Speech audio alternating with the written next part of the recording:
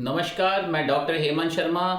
आज आपको बताने जा रहा हूँ इडियोपैथिक क्रॉनिक फटीग और क्रॉनिक फटीग सिंड्रोम, इन दोनों चीज़ों के बारे में बताने जा रहा हूँ। क्रॉनिक फटीग सिंड्रोम पे मैंने पहले ही बहुत अच्छा वीडियो बना रखा है, आप उसको देख सकते हैं, यूट्यूब के ऊपर अवेलेबल है। आगे लिखे हैं doctor Hemant Sharma chronic fatigue syndrome.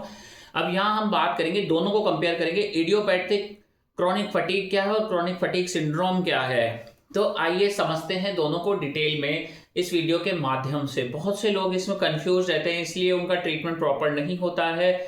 जो इडियोपैथिक क्रॉनिक फटीग होता है, इसकी ड्यूरेशन होती है 6 महीने से ज़्यादा। ठीक है, अगर आपको थकान, कमजोरी, वीकनेस, तनाव बना हुआ है, 6 महीने से ज़्यादा हो गए हैं, तो ये कैटेगरी में आ सकता है इडियोपैथिक क्रॉनिक फटीग में, या ये हो सकता है क्रॉनिक फटीग सिंड्रोम में।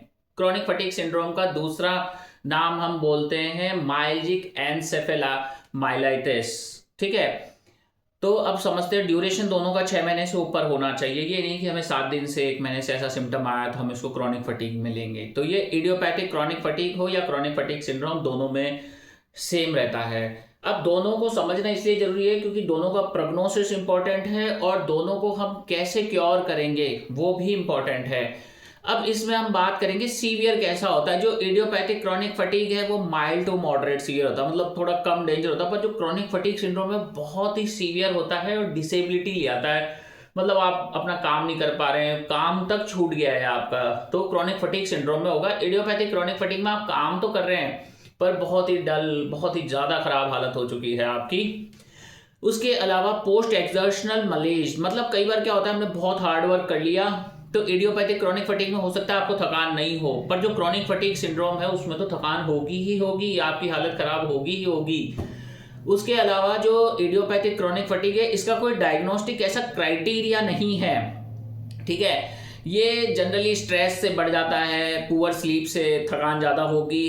पर जो क्रॉनिक फटीग सिंड्रोम है उसका डायग्नोस्टिक क्राइटेरिया है, 3 क्राइटेरिया है, तब वो क्रॉनिक फटीग सिंड्रोम कहलाता है। अगर वो तीनों आपको भी मैच हो रहे हैं तो हो सकता है आपको क्रॉनिक फटीग सिंड्रोम हो, और मैच नहीं हो रहे तो हो सकता है आपको इडियोपैथिक क्रॉनिक फटीग हो। तो अंत तक बने रहें इस वीडियो के, ताकि मैं आपको बताऊं कि इसको कैसे क्योर करें।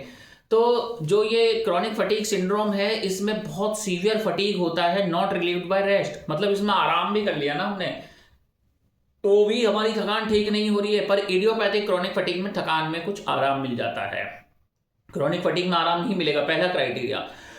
दूसरा क्राइटेरिया होता है पोस्ट एक्सर्शनल मलेज, मतलब आपने कुछ भारी काम कर लिया, कुछ ऐसा एक्सरसाइज वगैरह कर ली, तो अब आपकी हालत बहुत खराब हो जाएगी, वर्स हो जाएंगे सिम्टम, हल्की सी फिजिकल एक्टिविटी में आपकी हालत खराब। तो ये सेकंड क्राइटेरिया है।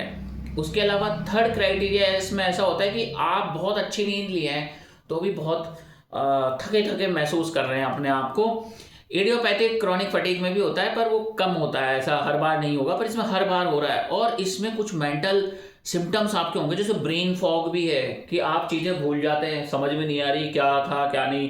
उसके अलावा आपको ऑर्थोस्टैटिक इंटॉलरेंस हो सकता है, जैसे कि चक्कर आ रहे हैं, खड़े हो गए तो टैकीकार्डिया हो रहा है, बीपी लो हो रहा है, तो ये क्रॉनिक फटीग सिंड्रोम का सिम्टम है।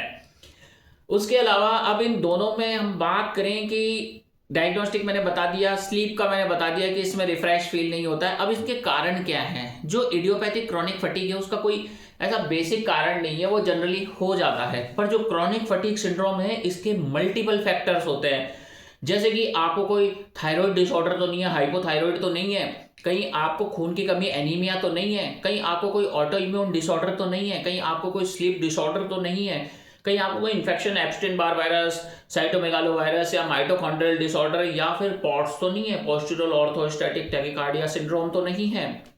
तो ये सारी चीजें रहेंगी, तो ये इसमें कॉज हो सकते हैं। अब प्रोग्नोसिस की बात करते हैं। जो इडियोपैथिक क्रॉनिक फटीग है उसका प्रोग्नोसिस जनरली बहुत अच्छा होता है, अगर वो प्रॉपर ट्रीटमेंट ले, अच्छे डॉक्टर के गाइडेंस में इलाज कराए तो वो बहुत जल्दी रिकवर होते हैं, उनका प्रोग्नोसिस बहुत अच्छा आता है, आउटकम।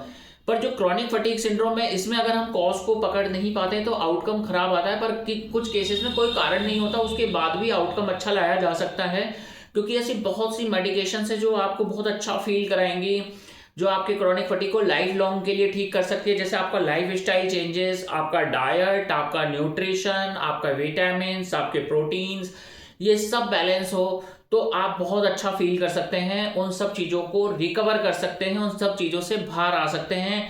ट्रीटमेंट में आपको अच्छे फ्लूइड्स लेने होंगे, हाइड्रेशन अच्छा मेंटेन करना होगा, सॉल्ट लेना होगा। पेन हो रहा है तो पेन मेडिकेशंस पे जा सकते हैं। उसके अलावा कॉज को ही ट्रीट करना ऑलवेज बेस्ट होता है कि कारण को ही ट्रीट करेंगे तभी तो क्योर होगा। और कुछ केसेस में कुछ लोग नालट्रेक्सोन लो डोजेस पे लेते हैं, एज ए डॉक्टर प्रिस्क्राइब करते हैं, पर कोई भी मेडिकेशन खुद से सेल्फ मेडिकेट ना करें क्योंकि ये आपके लिए डेंजर हो सकती है। तो अगर आपको भी ऐसा लगता है कि आपको इडियोपैथिक क्रॉनिक फटीग है या क्रॉनिक फटीग सिंड्रोम है, तो व्हाट्सअप नंबर मेरा इस वीडियो के डिस्क्रिप्शन में अवेलेबल है, आप वहां पे जाएं, अपना मैसेज करें, अपॉइंटमेंट बुक करें।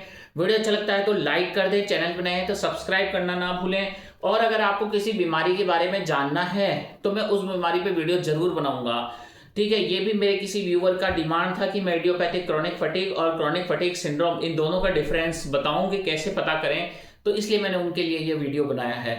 थैंक यू, धन्यवाद, नमस्कार।